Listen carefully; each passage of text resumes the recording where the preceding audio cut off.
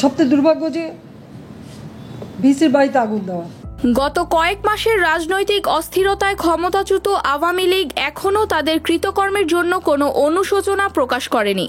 বিশেষত ছাত্র আন্দোলন দমনকালে শক্তি প্রয়োগ ও প্রাণহানির জন্য তারা দুঃখ প্রকাশ করেনি। দলটি এখনো দাবি করছে সবকিছু ছিল একটি ষড়যন্ত্রের অংশ। এই পরিস্থিতিতে সরকার বিরোধী আন্দোলনে নামার পরিকল্পনা আপাতত নেই।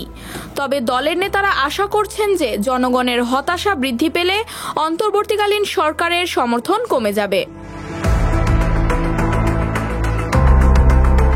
তৃণমূলের অনেক নেতা বিদেশে থাকা শীর্ষ নেতাদের কর্মসূচি ঘোষণা নিয়ে ক্ষুব্ধ, কারণ তারা মনে করেন এতে দেশে তাদের কর্মীরা বিপদে পড়তে পারেন। বিশ্লেষকরা মনে করছেন ক্ষমা না চাইলে আওয়ামী লীগের রাজনৈতিক পুনরুত্থান কঠিন হবে। তবে এসবের মধ্যেই আগস্ট পরবর্তী সাংগঠনিক বিপর্যয় কাটিয়ে দলটি আবারও ঘুরে দাঁড়ানোর চেষ্টা করছে।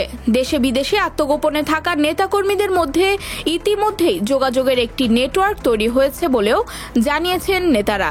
তৃণমূলে কেউ কেউ এলাকায়ও ফিরতে শুরু করেছেন।